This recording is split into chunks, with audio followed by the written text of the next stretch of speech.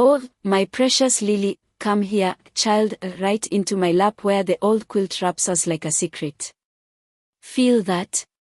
The way your little heart thumps against my chest, quick as a hummingbird's wing. But hush now, Lily, don't make a sound. The evening's settling heavy over this little clapboard house in Willow Bend, Tennessee, with its sagging porch and the honeysuckle vine that's clung to the railing since before you were born. Therefore, we sit still in this front room, the one with the faded floral wallpaper peeling at the corners like forgotten memories. But listen, the gravel's crunching outside, tires biting slow and deliberate, like teeth on bone. 4 cars, I reckon, pulling up one by one. Your mama, Aunt Clara, Uncle Ben, and Uncle Tom. My 4 babies, all grown and graying, who've come to deliver their verdict. They've voted, you see, Lily. Voted without me, in some sterile coffee shop in town, and decided it's time for old Eleanor Hayes to pack her bags and leave this home that's held my breath for 70 years. Lily, you're 5 now, with those chestnut curls that bounce like your grandpa's fiddle strings used to, and eyes wide as the creek after spring rain. But tonight, those eyes hold questions you can't voice yet, questions that twist in my gut like the rheumatism on cold mornings. Therefore, I pull you closer, my arms a fortress of flannel and faded perfume, because the door's about to open, and with it, the storm that'll try to uproot us both. But storms pass, child. They always do. And while we wait, let me whisper you a story, my story, from the roots up. It's one of love that bloomed wild and fierce, losses that carved canyons in my soul, sacrifices that stitched me back with barbed wire, and hope that flickered like a lantern in the dark. This tale starts right here, in 1943, when I was 17 and the world was tearing itself apart at the seams. But hold tight, because every word's a thread, weaving us through the pain to something brighter. And maybe, just maybe, it'll soften the blow when they walk in. The knob rattles, Clara first, my eldest, with her sharp heels clicking like accusations on the hardwood. She's always been the planner, clipboard in hand even as a girl, organizing picnics and prayers. Mama, she says, voice clipped as she flicks on the lamp, casting long shadows that swallow the room. But behind her, the others file in, Ben, broad as the barn he helped build, his face flushed from the drive, Tom, quiet Tom, fiddling with his hat brim, eyes down like he's ashamed of the weight he's carrying, when your mama, sweet Rosie, who hesitates in the doorway, her hand on the frame as if anchoring herself to the familiar. They've got that look, Lily, the one that says they've rehearsed this, voted in whispers over pie and coffee. 4-1, but I wasn't invited to the tally. They settle on the sofa, the one with the springs that sigh like old ghosts, and Clara clears her throat. Mama, we've talked it over. The house, it's too much now. The stairs are a hazard, the roof leaks in that back corner, and you're alone here since Daddy passed. But oh, Lily, alone. With you toddling through my days, your laughter chasing the dust bunnies under the beds. Therefore, I rock you gentle, my free hand smoothing the quilt's edge, and meet their eyes steady. Sit a spell, I say, voice low as the river mama outside. Lily's ears are packed. And mine. Tell me true, what's this vote mean for us? Ben shifts, his work boots scuffing the rug. He's the fixer, always was, with hands that mended fences and hearts in equal measure. But tonight, those hands twist in his lap. It's for your good, Ma. The Pines retirement home, it's nice, got activities, folks your age. We pulled our checks, it's paid for a year. Therefore, the air thickens, like before a summer squall, and I feel the burn behind my eyes. But I blink it back, because tears are for later, in the quiet. Tom nods, mumbling, we drew lots, fair and square. Clara tallied. Rosie, your mama, she reaches out, her fingers brushing my knee. Mama, please. We love you. But this place, it's holding you back. Holding me back. From the garden where I planted zinnias with your tiny hands last Easter. From the kitchen where I taught Rosie to roll biscuits, her flour-dusted nose wrinkling in delight. But I see it in their faces, the worry lines etched deep, the guilt flickering like faulty bulbs. They've voted because life pulled them away, Clara to her accounting job in Nashville, Ben to the auto shop in Knoxville, Tom to his teaching post upstate, Rosie to her nursing shifts that leave you with me more than her. Therefore, they've convinced themselves this is mercy.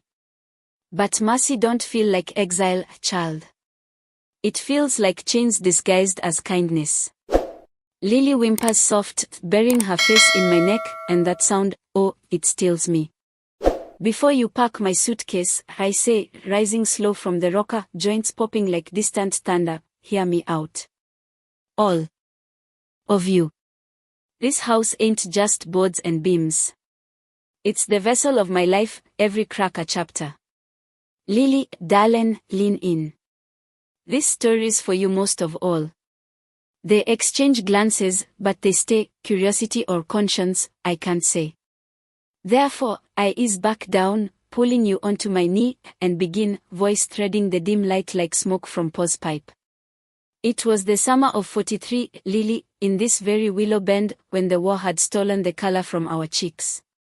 Folks called it the home front, but it felt more like a battlefield of Russian books and worry. I was Ellie then, 17 and sassy, with braids down my back and dreams stitched in the hems of my dresses. Pa, big-hearted Harlan Hayes, worked the rivets at the airplane factory in Oak Ridge, coming home Sundays with chocolate bars smuggled in his lunch pail. Ma, sweet Lydia, canned peaches by the gleam of the coal stove, her hands raw but her hymns steady. But we had 4 already. No, child, that came later. Back then, it was just us 3, clinging to this house like ivy to stone. The suspense started with a letter, yellow envelope postmarked Washington, D.C., sliding under the door one muggy July dawn. I was churning butter in the yard, sweat beading on my brow, when Ma called from the porch.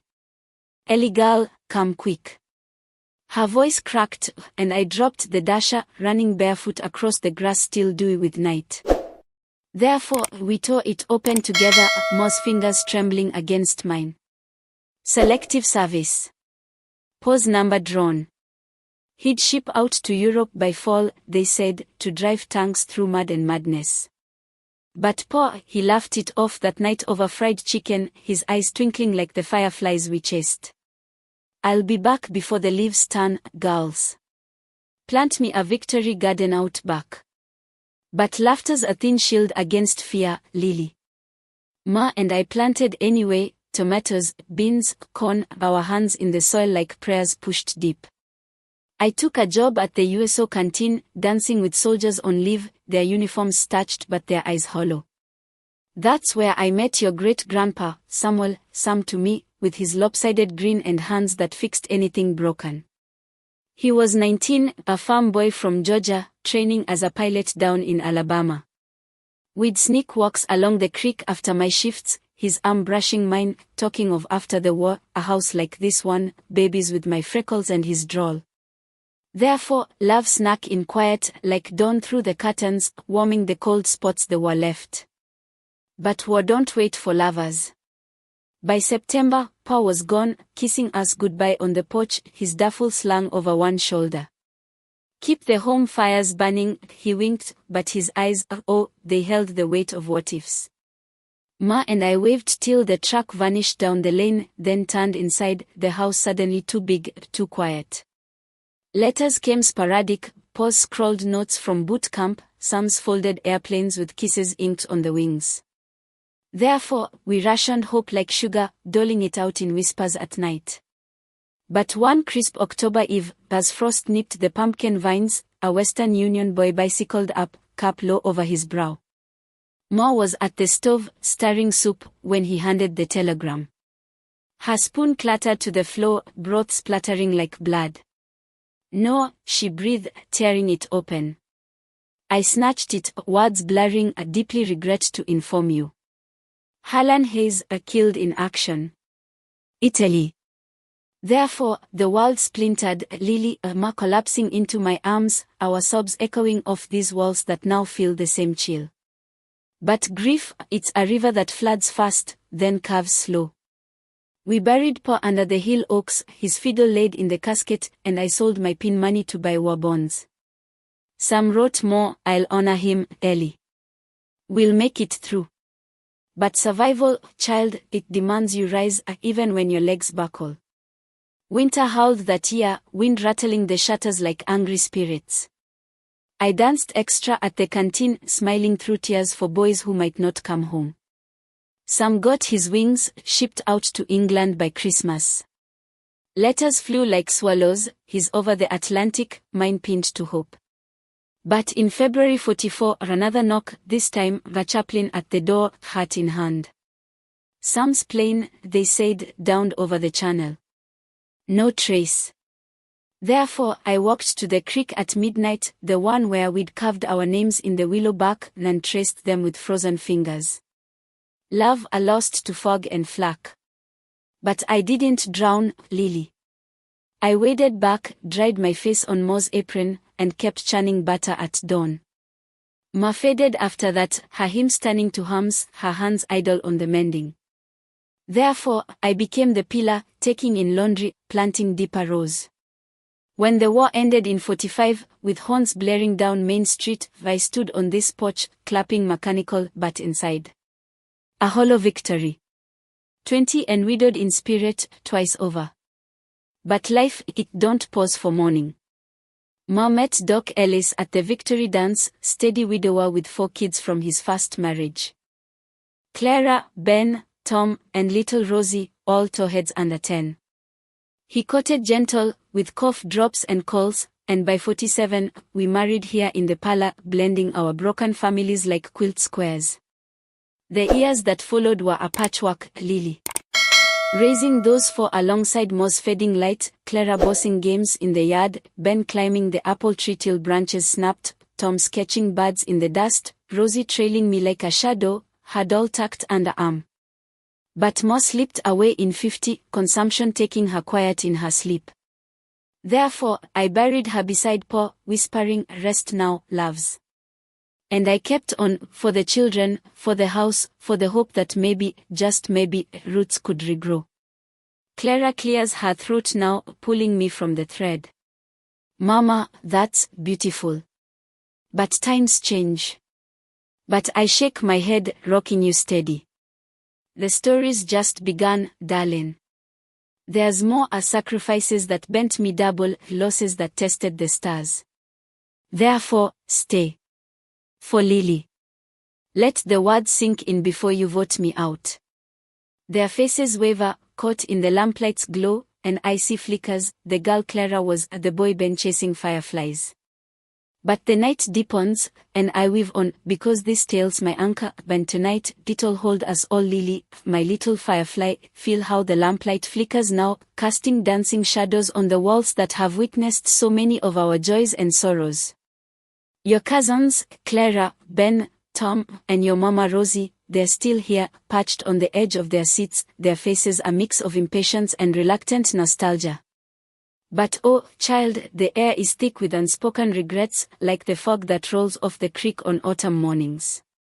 Therefore, I adjust the quilt over your lap, tucking it snug against the chill that's seeping through the cracks, and I continue my tale, because words are the glue that holds families together when everything else wants to pull them apart.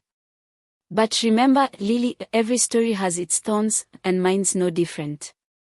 The losses I've carried, the sacrifices that left scars deeper than any plow, these are the chapters that shaped me into the woman who rocks you now.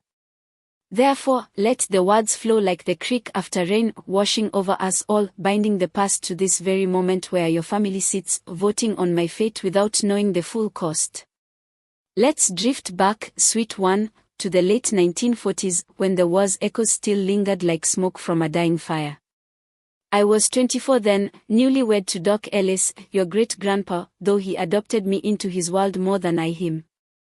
This house, it swelled with life suddenly, the 4 of you kids running wild through the halls, Clara bossing the troops from her perch on the stairs, Ben wrestling shadows in the yard, Tom lost in his books by the window, and Rosie, oh Rosie, trailing after me with her sticky fingers and endless questions. But blending families, Lily, it's like mixing oil and water. Sometimes it emulsifies, but more often, it separates under pressure. Doc was kind, his stethoscope a constant companion, healing the town's aches while his own heart mended from losing his first wife to the flu back in 40. Therefore, we made do, turning this place into a heaven of suppers and stories, the kitchen table groaning under pots of stew and laughter that chased away the ghosts of Pa and Sam. But even in those warm evenings, with the fire crackling and the kids' chatter filling the air, I felt the undercurrent of what we'd lost, Pa's fiddle tunes replaced by Doc's gentle humming, Sam's promises fading into the daily grind. But life, it has a way of testing the foundations, doesn't it?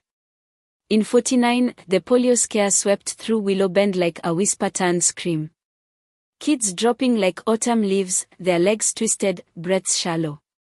Clara came down fast, my fierce Clara, 10 years old, her legs buckling during a game of tag in the meadow behind the house, where the wildflowers still bloom come spring.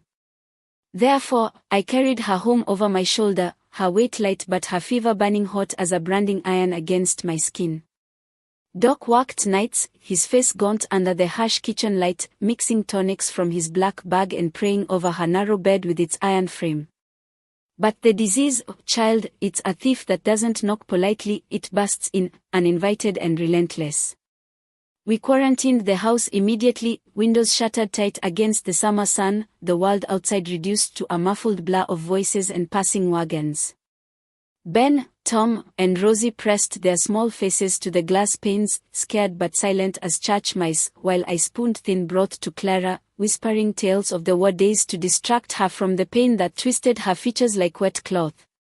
She pulled through, thank the stars above, but not without a lasting cost. Her right leg grew shorter than the left, leaving her with a limp that she'd carry like a secret badge of survival through her school years and beyond. Therefore, I made the hard choice to sell Mo's silver locket, the one with Pa's faded picture tucked inside, to scrape together enough for custom braces from a specialist in Knoxville. Sacrifices, Lily, they're the quiet heroes of any family's survival, often unseen but felt in every heartbeat. But the scare didn't stop with Clara, it rippled out like stones skipped across the creek. Ben caught a milder case just months later, his young arms weakening so he couldn't climb the apple tree anymore, but Doc spotted the signs early and prescribed daily exercises in the dim barn light, sweat and determination rebuilding his strength bit by bit. Tom and Rosie, bless their hearts, dodged the worst of it entirely, but the fear lingered in our home like a persistent chill, turning every sniffle into a potential crisis and every playtime into a cautious watch. Doc's little practice boomed in those tense months, folks from all over the hollow lining up on our front porch for checkups and vaccinations, their worry lines mirroring our own. But money, oh, it slipped through our fingers like creek water rushing over smooth stones, medicines from the city pharmacy, trips for follow-ups that ate up gas and time, the endless undercurrent of anxiety that stole sleep from us all. Therefore, we rationed what we had, mending clothes till the patches had patches, and planting an extra row of potatoes in the Victory Garden out back. But hope, child, it flickered in the small victories, Clara's fast wobbly steps with her new brace, the way Ben's grip returned strong enough to swing a bat at summer ball games, Tom's quiet sketches of the family evolving into something almost artistic under the porch light.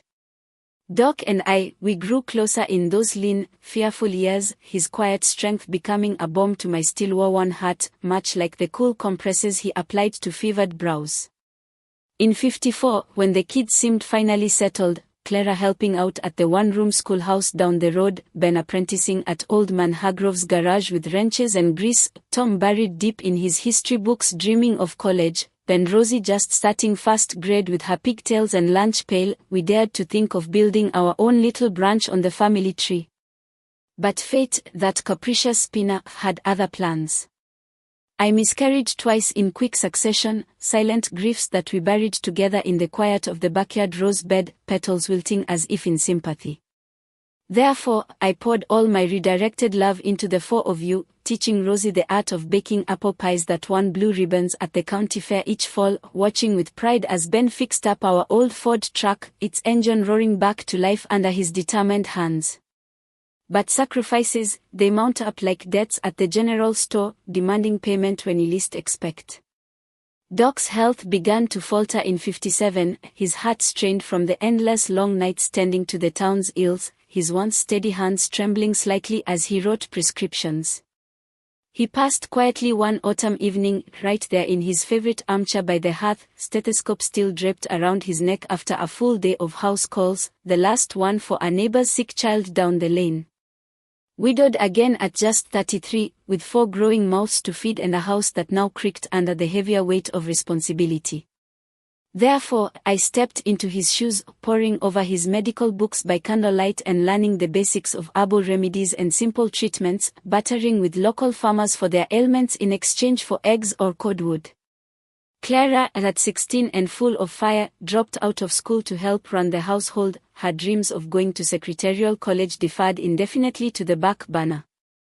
Ben took on double shifts at the garage, coming home with oil-stained overalls and weary eyes, while Tom tutored younger kids for a few pennies after his own classes, and little Rosie fetched water from the pump and gathered eggs from the hen house without a single complaint. But oh, Lily, the losses kept coming, piling on like winter snows. In 59, my brother-in-law Uncle Harlan, Doc's brother, died in a terrible accident at the lumber mill, his body crushed under fallen timber, leaving behind a widow and 3 young ones who had no place else to go.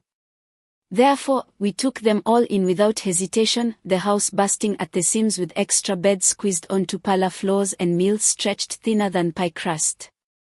To cover the funeral costs and keep food on the table, I had no choice but to sell Pa's old fiddle, the one that used to fill these rooms with lively jigs and soulful ballads, its strings now silent forever. Survival in those days meant rising long before the rooster crowed, my hands raw and chapped from endless washing in the tin basin, my back bent like an old willow from the sheer labor of carrying it all on these shoulders.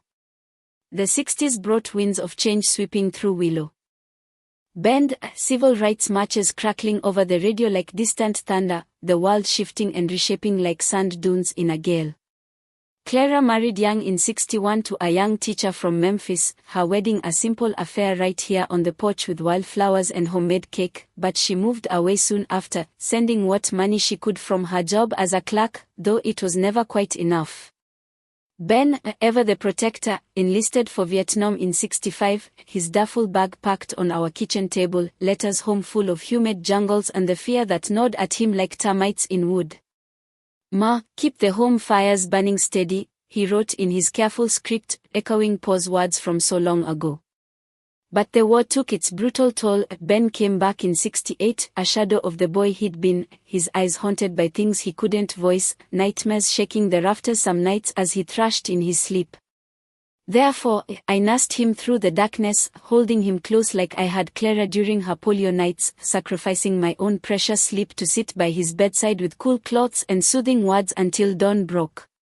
Tom managed to scrape together scholarships for college, burying himself in books and emerging with a teaching degree, but life pulled him northward, his visits growing rarer than shooting stars. Rosie, my sweet Rosie, got pregnant at 17 in 70, a surprise that bloomed into your aunt, but that's a thread for later. Then she stayed close, birthing her little ones amid the ongoing chaos of our crowded home. I raised them all, grandbabies included, the house a joyful whirlwind of diapers, fast steps, and scraped knees, but always under the strain of making ends meet. Another loss struck deep in 72, a fierce fire in the barn one stormy July night, sparked by a lightning bolt that hit the dry hayloft like divine wrath. The flames roared up fast, devouring tools, saddles, and the last of our winter feed in a blaze that lit the sky orange. Ben, still fragile from the war, blamed himself fiercely for not checking the wiring earlier that day, his guilt festering like an untreated wound. Therefore, we rallied the community once more, neighbors arriving with hammers and hope to rebuild board by board under the relentless sun, but Ben's drinking started in earnest then, a slow poison that crept into his evenings by the fire.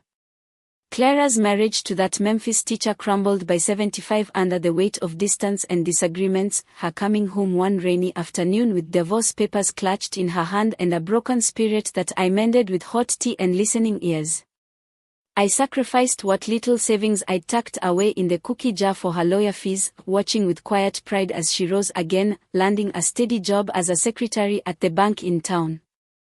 Tom married well enough, had his own kids up north, but the pull of his new life meant holidays were the only times we saw him, his stories of city lights feeling foreign in our simple hollow. Rosie, she found a good man in your grandpa, a steady worker at the mill with calloused hands and a kind heart, and they built a life just a few miles down the road, their home echoing ours in warmth. But tragedy circled back in '85 when cancer claimed your grandpa far too soon, his strong frame wasting away in a hospital bed while Rosie held his hand, leaving her to raise the younger ones, including your mama, with the help of long nursing shifts that often brought you, Lily, toddling back to my door for safekeeping.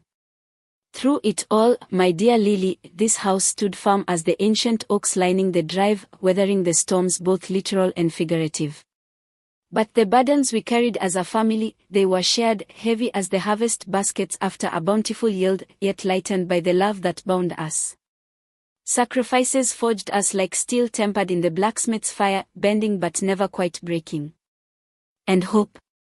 It sprouted in the graduations celebrated with potlucks on the lawn, the weddings danced under string lights on the porch, and yes, even in your birth back in 2020, a bright spark amid the world's own chaos. Therefore, I tended the garden rose with gnarled hands, baked pies for church suppers that fed body and soul, and held the fraying threads of our family together whenever they threatened to unravel. Clara leans forward now from her spot on the sofa, her eyes misty in the dim glow, wiping a stray tear with the back of her hand. Mama, we didn't realize the full weight you've carried all these years for us. Ben nods slowly, his broad shoulders slumping a bit, while Tom adjusts his glasses, lost in thought, and Rosie, your mama, reaches out to squeeze my knee, her touch warm and apologetic. But I nod gently, rocking you steady in my arms, the rhythm a lullaby of persistence. Oh, darlings, the story's far from over.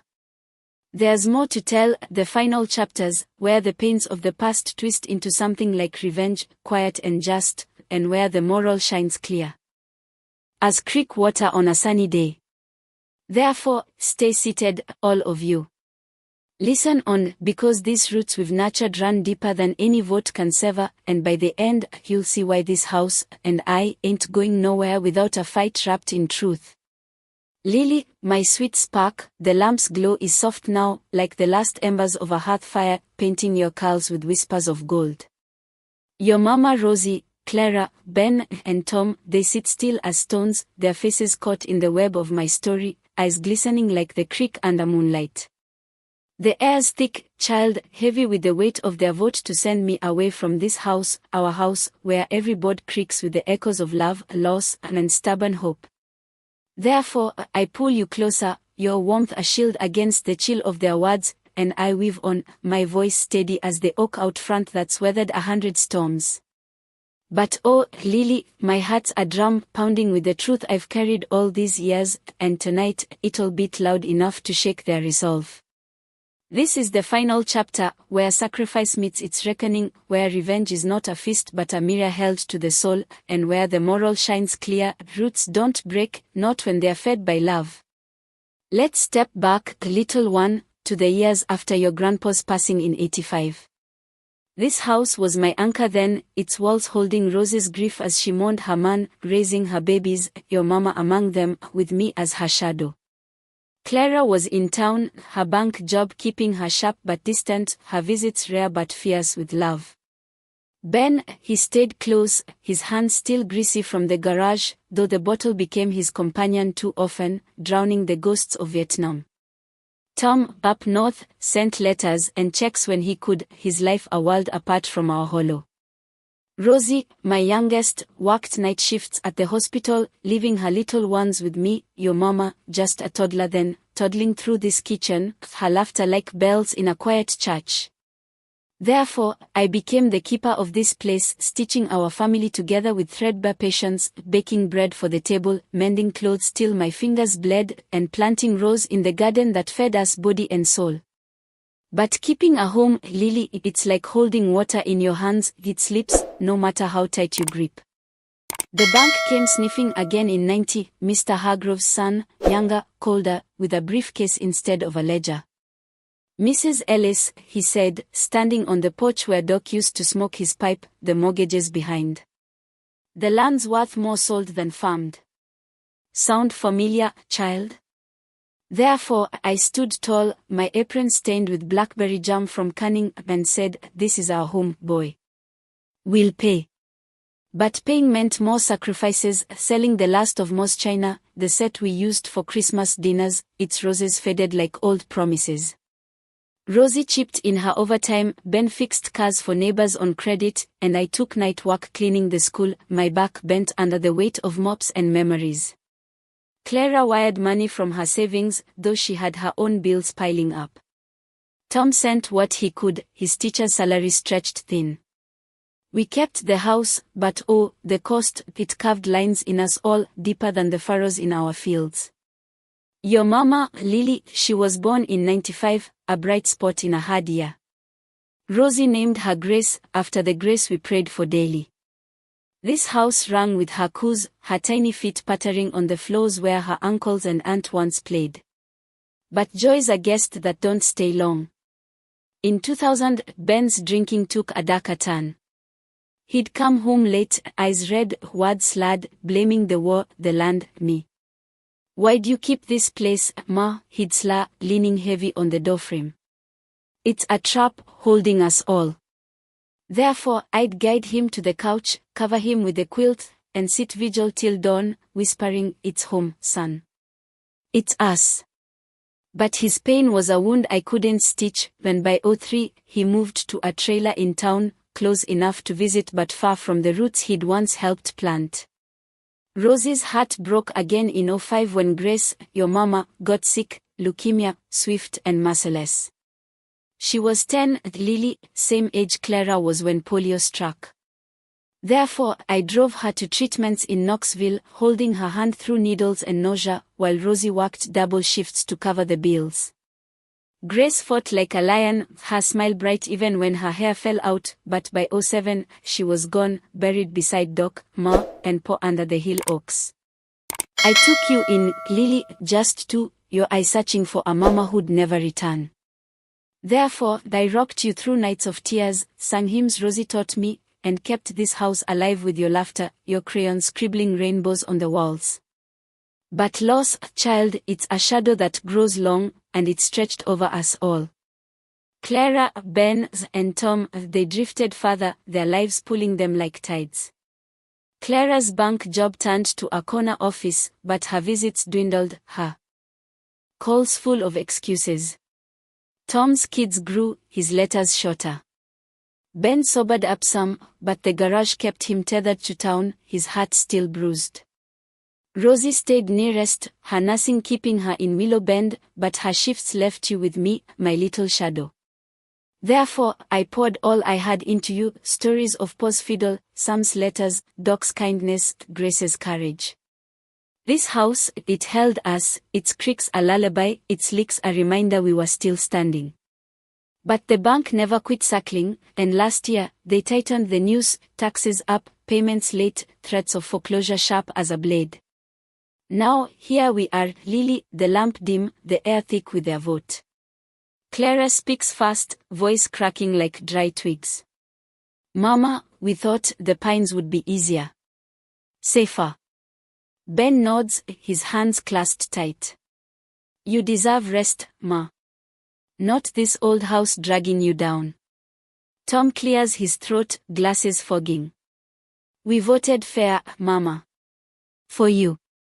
Rosie, your mama, she's quiet, tears spilling as she whispers, I didn't want this, but we're scared for you. Therefore, I set you gentle on the floor, rise slow, my joints protesting like old hinges, and walk to the mantel where Pa's fiddle case sits, empty but heavy with meaning. Fair. I say, turning to face them, my voice low but sharp as a scythe. You voted without me, without Lily, without the ghosts that live in these walls.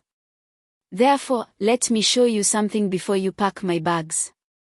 I pull a tin box from the drawer, rusted but locked tight, and open it with the key I've worn round my neck since Grace died. Inside, a paper, yellowed, folded tight.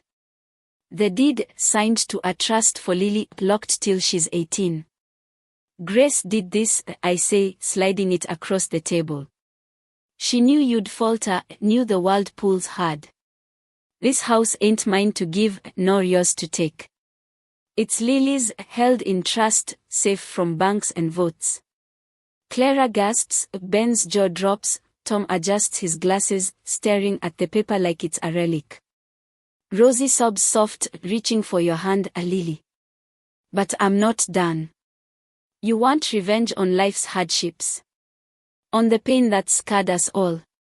It's not in sending me away. It's in staying, rebuilding, like we always did. Clara, you tallied our survival, tally this. Ben, you fixed what's broken, fix your heart. Tom, you taught kids to dream, teach Lily. Rosie, you nursed the sick, nurse our family back. Therefore, stay. Plant new roots with me, for Lily, for Grace, for every sacrifice that built these walls. They are silent, the weight of truth settling like dust after a storm. Ben's the first to move, standing slow, limping to the window where the stars peek through. Ma, he whispers, voice thick, I forgot what this place holds. Clara nods, tears streaming, and Tom takes off his glasses, wiping his eyes. Rosie pulls you into her lap, Lily, whispering, we'll stay, Mama. For her. Therefore, I smile, my heart easing like the creek after flood, and I kneel beside you, brushing a curl from your face. This house, Lily, it's your legacy, love, loss, survival, hope. It's us. Revenge, child, ain't loud, it's the quiet truth that makes them see. They voted me out, but my story, our story, voted them back in. The moral simple, family's roots run deeper than any vote, stronger than any storm, and they hold when you water them with love. Therefore, we sit, all of us, as the lamp flickers low, the house creaking soft like it's humming us to sleep, and I know we've won, not against them, but for them, for you, for the home that'll never let us go.